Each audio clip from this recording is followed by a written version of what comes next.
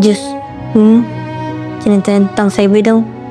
Saibemu itu pria yang hebat. Dia sampai dikenal sebagai pahlawan desa. Ramah senyum, hangat, kayak kamu, Kai.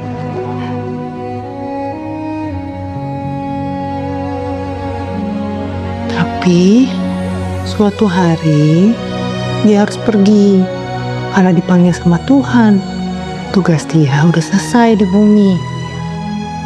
Tugas Kai untuk jagain Najus sama Ringo. Ya.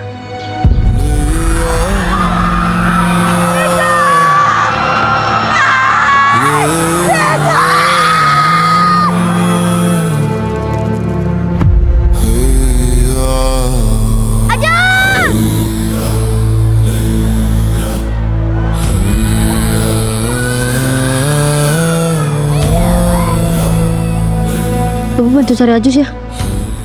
Keadaan di luar masih bahaya, Kai. Jadi kalau sekarang belum bisa. Ajus! Ringo! Jangan sekarang, Bu. Di luar juga lagi nggak aman. Ringo itu butuh saya karena dia beda.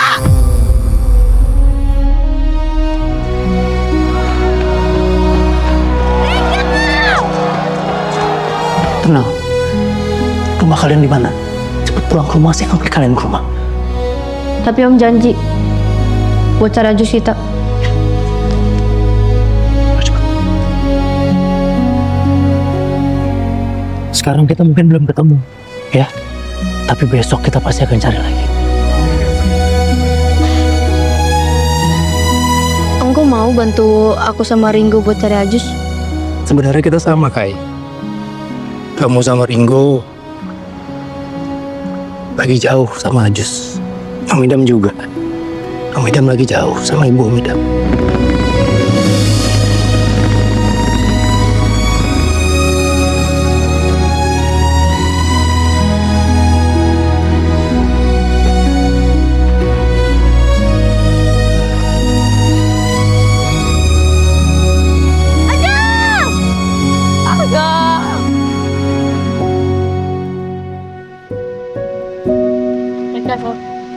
Gak apa-apa. Siapa tahu Ajus di sana. Oh. Ya. Baik-baik.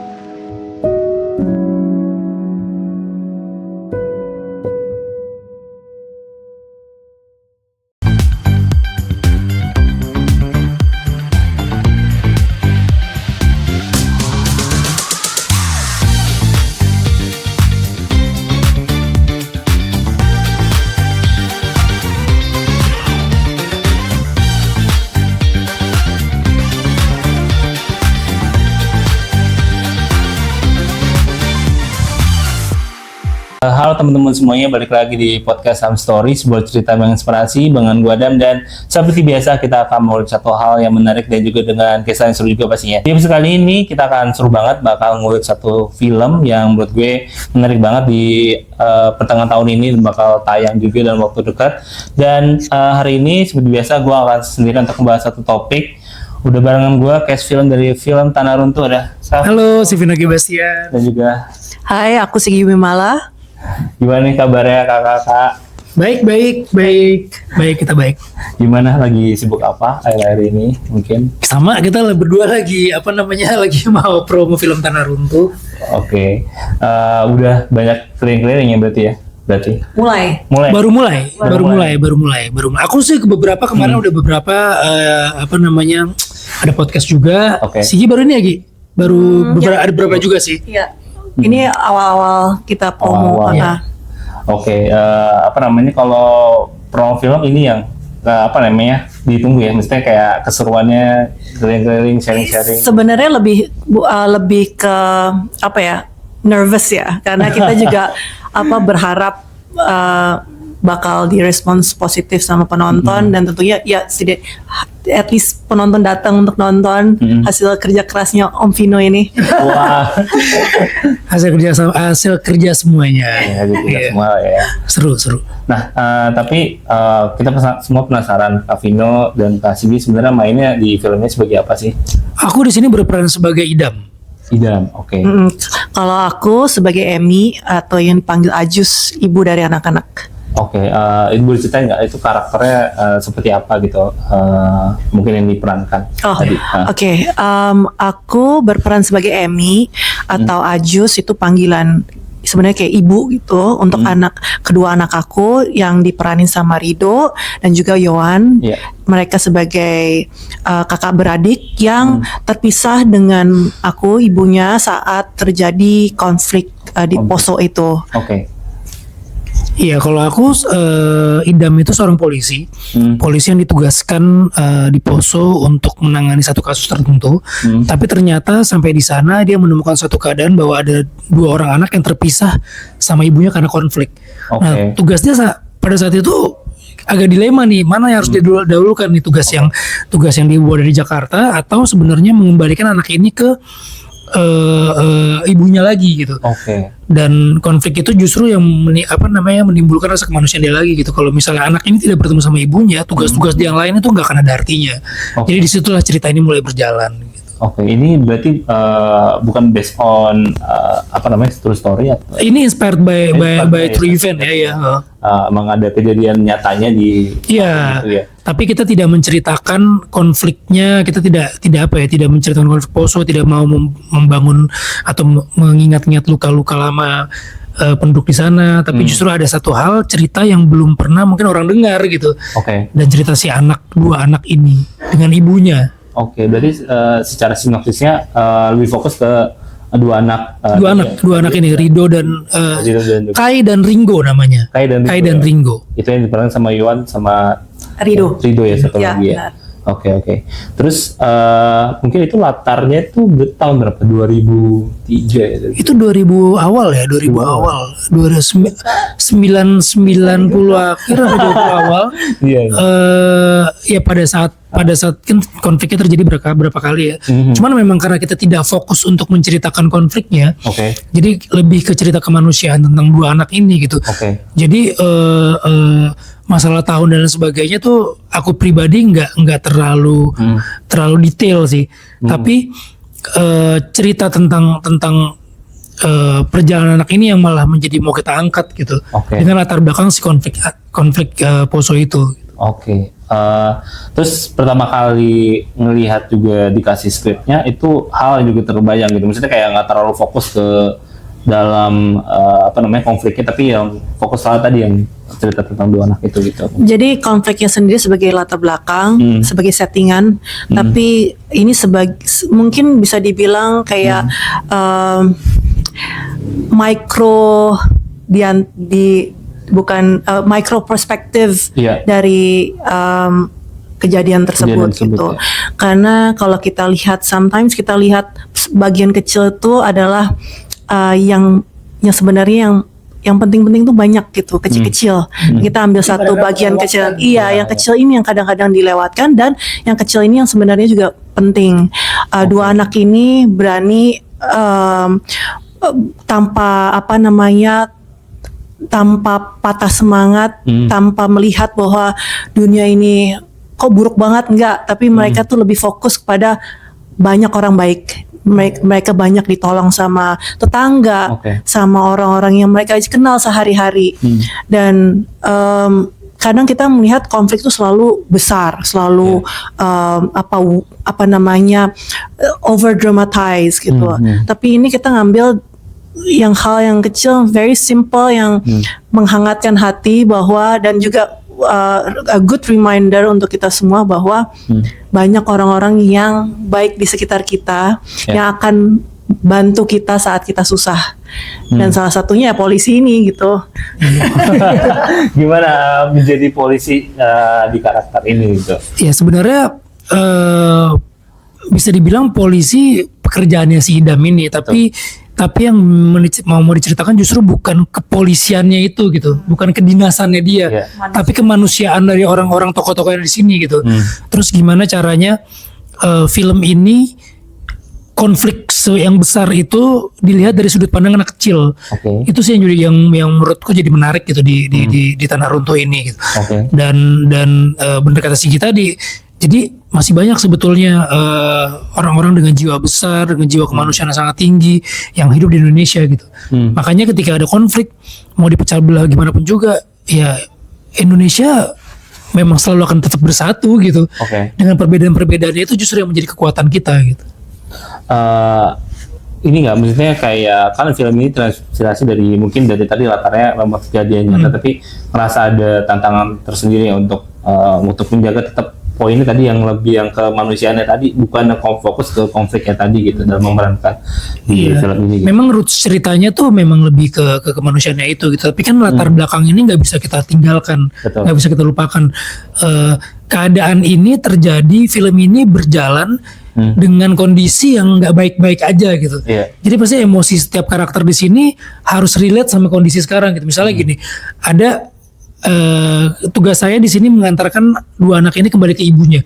Kalau di situasi yang sedang damai sekarang ini ya dengan sangat mudahnya. Iya. Tapi di kondisi pada saat itu dengan ketegangan, dengan konflik yang luar biasa, nggak mungkin semuanya bisa berjalan dengan lancar. Nggak mungkin emosi saya setenang itu gitu. Sama juga dengan ibunya ketika terpisah dengan anaknya.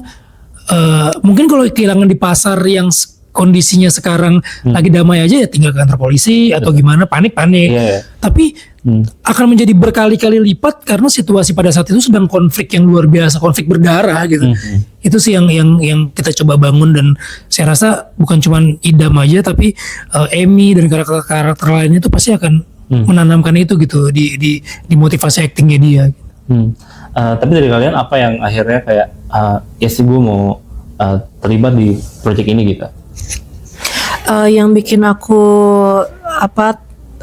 tertarik untuk ikutan project ini sebenarnya juga karena sebenarnya main actornya itu dua anak kecil ini, Kai dan Ringo. Oke. Dan Ringo yang diperankan oleh Rido adalah anak Down syndrome.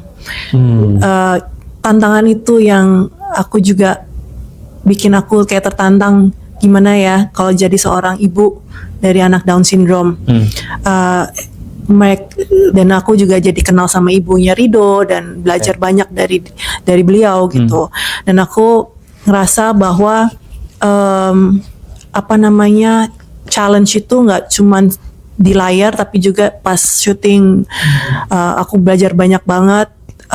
Dan Rido tuh anak yang luar biasa talented dan dia passionate banget dengan performance art. Dan anaknya baik dan he has a good heart, dan kita jadi belajar bagaimana kita memfasilitasi dia agar dia juga bisa perform sebaik mungkin untuk film ini. Itu tantangan yang menurut aku bikin aku say yes to the project, dan obviously juga gara-gara director juga Rudi Sudjarwo. Aku udah lama nggak syuting sama dia selama 21 tahun. Dia waktu itu film pertama aku, dan untuk balik lagi kerja sama dia juga menurut aku tantangan tersendiri gitu, dan tantangan untuk aku juga ya, karena gimana bisa perform lebih baik dibandingin film aku sebelumnya sama dia gitu. Oke, berarti kakak lebih banyak ngobrol kan dengan ibunya, atau misalnya ada bisa tambahan lagi untuk kayak gimana sih jadi ibu seorang anak di Down syndrome tadi? Iya, tapi untungnya Rido adalah anak yang menurut aku he was born to do this gitu. Dia suka acting, dia suka nyanyi, dia suka nari, performer banget. Dan I feel lucky kalau dia udah punya basic itu. Lebih kepada ya anak yang normal pun, yang maksudnya syutingan gitu, pasti syuting gak gampang kan, ada mood-moodan, terus tempatnya kalau panas, kalau udah capek, dan ini a lot of action juga untuk dia. Dan ya untuk anak siapapun itu juga pasti kan juga challenging kan. Di syuting di luar. Iya, dia banyak banget. Iya, dia banyak di luar, dan belum lagi ada ledakan dan lain-lain gitu. Tapi basic yang kita bangun dari awal bersama ibunya juga gitu. Gimana kita bisa jaga a safe space untuk dia gitu.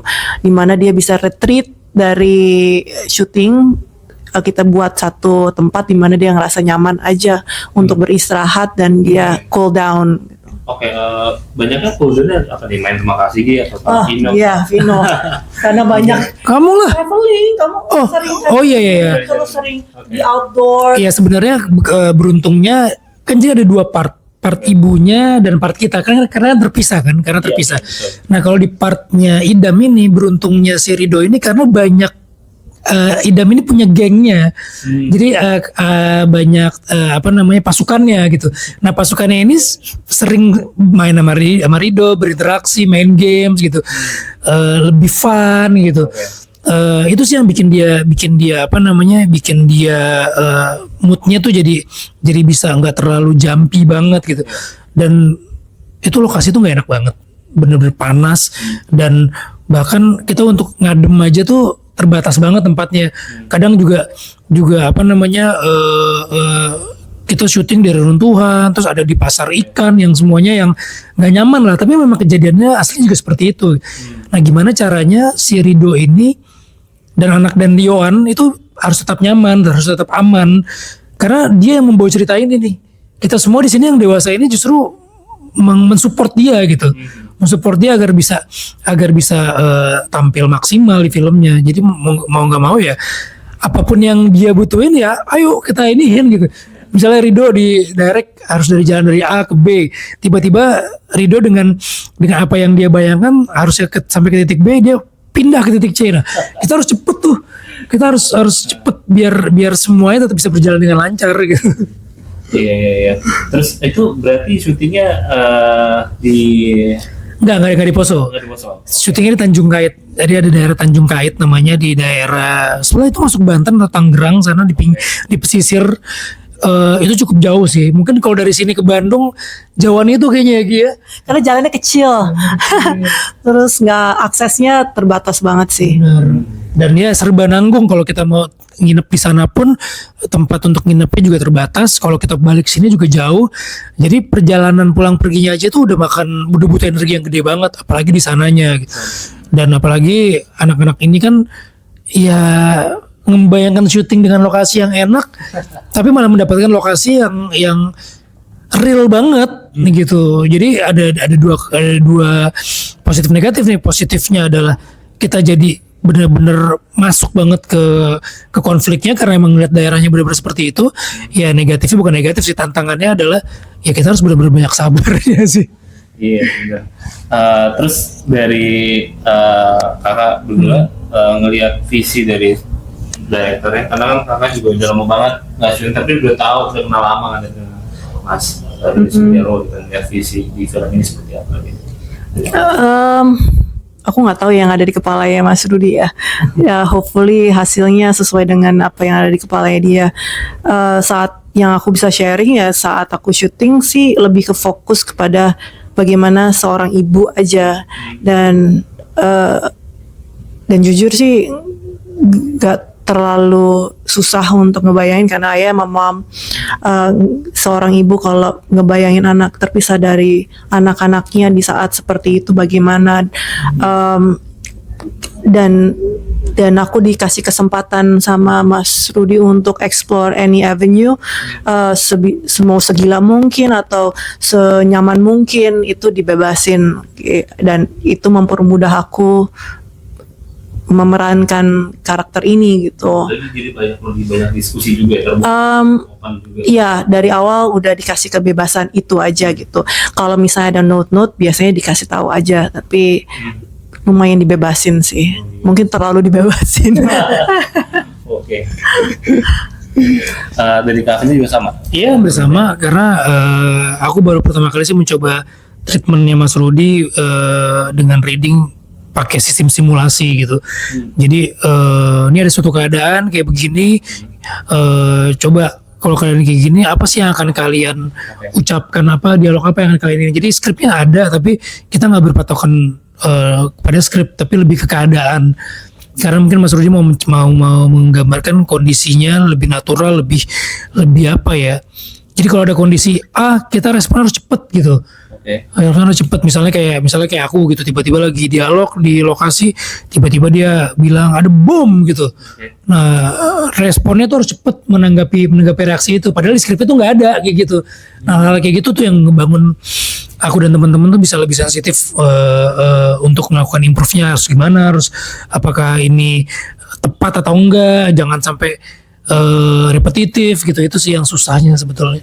Ya itu karena lumayan cukup bebas juga ya, dan secara metode kan lebih yang kayak simulasi tadi, itu jadi berapa persen banyak improve di film ini? Banyak banget, improve-nya malah banyak banget. Mungkin hampir semuanya adalah dituntut banget gitu, kemampuan masing-masing aktornya gitu. Kayak misalnya skripnya ada, benang merahnya tetap ada, tapi keadaan di setiap scene dan setiap adegan itu, misalnya ibu terpisah sama anaknya, emosinya kayak apa, kita harus ciptain sendiri, dialognya seperti apa kita harus create sendiri. Nah, tapi kesulitannya adalah begitu next scene-nya itu diambilnya berapa hari kemudian, kita harus nginget nih emosi dia itu seperti apa gitu, karena di skripnya kan nggak ada. Nah, itu tuh yang ya mau nggak mau kita harus muter otak, kita harus benar-benar stick terus sama karakternya, kalau nggak lepas. Misalnya kayak Sigi misalnya habis syuting, ntar ada lagi berapa hari kemudian, kan pasti kan ngebalikinnya kan pasti. Kalau mungkin karena aku sebagai seorang ibu ya pasti sampai sebelum ketemu anak-anak udah tahu moodnya kayak gimana, udah pasti desperate aja nyari anaknya gitu. Tapi nggak kebayang sama Vino dan teman-teman gitu yang lebih banyak action, karena kadang syutingan kita itu kan barengan ya. Jadi pas nunggu mereka adegan yang kadang-kadang ada ledakan, terus ada tembak-tembakan. Terus aku kan juga di situ di lokasi selalu nunggu kabar dari si Rido. Karena apapun yang Rido rasain itu akan efeknya kemana-mana gitu loh. Dan aku selalu bersama ibunya gitu loh. Ini Rido aman, terus gimana Rido moodnya. Yang kita selalu tanya, Rido gimana? Jadi benar-benar off screen sama on screen kita benar-benar memfasilitasi si Rido. Itu aja sih kalau dari perubahan-perubahan yang kayak misal on the spot improv itu, kalau dari aku pribadi it benefit me karena kita dikasih fleksibilitas yang lumayan luas, karena terutama kita juga berhubungan dengan anak Down syndrome yang emang harus fleksibel gitu, kita mesti ngikutin dia gitu. Itu mungkin satu alasan kenapa Mas Rudi mau gunain approach itu, karena nggak ada yang bisa rigid kalau ada scene sama si Rido gitu. Dari Yohan juga membantu kakak juga. Yohan tuh yang luar biasa sih, karena 100% scene-nya Rido itu bersama Yohan. Dan mungkin nanti kalau ada kesempatan ngobrol sama Yohan, you can see Yohan tuh orangnya dewasa banget. Lebih dewasa dari kita. Iya, lebih dewasa pada kita. Dan aku salut banget sama kerja kerasnya dia, karena dialah yang jadi katalisnya kita semua gitu. Kalau dia ajak kesulitan ya otomatis kita akan sulit gitu, karena dia tuh bukan cuma bermain bersama Rido, tapi dia juga yang menenangkan Rido dengan berbagai moodnya dia gitu. Karena kan kita nggak boleh membebani Rido ini ya. Dia harus tetap menjadi Rido dan menjadi Ringo itu adalah Rido gitu. Dan kalau misalnya partnernya itu bukan seorang Yohan, aku rasa yang menjadi kesulitannya bukan cuman Yohan tapi kita semua. Makanya beruntunglah Yohan bergabung menjadi adiknya si Rido ini. Jadi in real life emang dia menjadi Kai. Dan aku mau ngelihat POV dari kakak sih sebenarnya tentang satu hal. Kalau dengan kata soal satu kalimat tentang kerukunan itu harga mati. Menurut kakak gimana? Berat. Kerukunan harga mati itu memang bukan cuma untuk berhubungan dengan film ini ya, tapi memang kerukunan itu udah pemberian Tuhan sih sebenarnya. Tuhan menciptakan semuanya awalnya kan semua dengan kerukunan gitu kan. Diciptakan manusia dengan berbagai macam ras, suku, agama, ya memang untuk saling mengenal, untuk saling belajar satu sama lain, untuk saling menghargai, untuk saling rukun gitu. Tapi kan tetap aja ada setan-setan atau pihak-pihak yang mau memecah belah itu. Nah, kita harus ingat lagi kembali bahwa kita diciptakan itu dengan dengan zat yang sama, makan dengan itu yang sama, dan sudah sewajarnya kita harus hidup berdampingan dengan rukun gitu. Jadi kita nggak boleh kalah dengan orang-orang yang justru mau memecah belah kita gitu. Bahkan kayak semboyan kita Bhinneka Tunggal Ika itu jangan cuma jadi slogan aja, tapi memang itulah sebenarnya jati diri kita gitu. Dari apa sih yang mungkin kayak yang bisa kita lakukan untuk bisa kejadian seperti hal yang terjadi kan kosong nyata nggak terulang lagi gitu di kehidupan kita. Pertanyaan berat-berat. Tapi mungkin delivernya apakah filmnya akan gambar akan seberat itu atau seperti apa gitu? Kita juga belum tahu filmnya kayak gimana. Cuman rasa sih akan terlalu berat sih. Iya, ya kayak Vino bilang gitu. Kerukunan itu nggak datang dengan sendirinya. Kita nggak bisa ngarepin kita duduk being passive terus kita nganggap semua orang akan rukun dengan sendirinya. Tapi kita harus usahakan gitu dengan kita mengenal lebih baik tetangga kita. Terus kalau kita nggak kenal sama tetangga, gimana dia mau bantu kita gitu loh. Dan kita belajar dari film ini, tetangga kita yang kita akan butuhkan suatu saat nanti gitu. That's why we have to know our neighbors. Kita harus tahu, kita harus kenal dekat orang-orang yang ada di sekitar kita karena kita harus saling membantu di saat susah gitu. Kemarin lebih benar daripada yang tadi. Iya kayaknya itu deh. Iya, jadi nggak bisa dengan sendirinya rukun itu muncul gitu. Emang harus ada usaha dari kita untuk kenal. Walaupun kita beda, kita harus tahu hobinya apa. Iya, kita nggak bisa dengan sendirinya untuk bangun kita baik-baik saja gitu. Tapi kita harus tahu kalau nggak kenal nggak sayang gitu. Kita harus kenal dulu sama orang-orang maksudnya di situ di Tanah Runtuh itu untungnya Emmy sebagai seorang ibu yang nyari anaknya, yang bantuin akhirnya orang-orang yang tetangga, yang di pasar, yang dia kenal gitu. Oke. Nah, apa nih harapan kakak buat penonton film ini nanti di 25 Juni ya? Harapannya pasti ditonton. Pertama itu sebanyak-banyaknya nonton. Cuman sebetulnya setiap orang yang nonton film ini nggak terpaku harus mendapatkan pesan apa ya. Maksudnya aku juga sendiri nggak pengen menggiring orang-orang untuk nonton film ini pasti akan dapat pesan ini, akan mendapatkan ini. Enggak, dibebasin aja. Setiap orang nonton pasti dia akan mendapatkan ininya masing-masing gitu. Apa yang didapat masing-masing. Cuman kalau aku ngelihat dari yang aku udah jalanin ini bahwa segala macam konflik yang terjadi itu efek terbesarnya adalah pada anak-anak sih. Anak-anak itu paling berdampak kalau menurut aku gitu. Karena dia dengan masa kecilnya yang harusnya bahagia, harusnya belum seberat itu, tapi dia harus mendapatkan beban yang lebih berat dari itu. Padahal dialah sebenarnya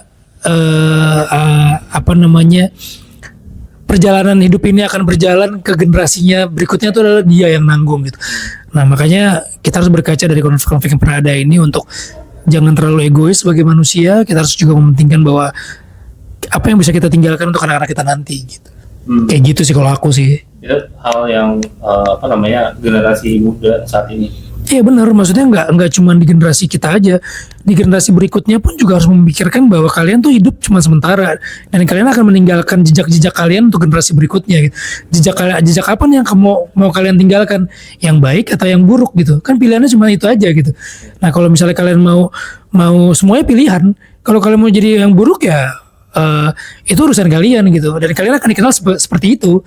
Tapi kalau kalian mau meninggalkan jejak yang baik, ya bersyukurlah gitu, karena itu yang akan orang-orang ingat nantinya gitu.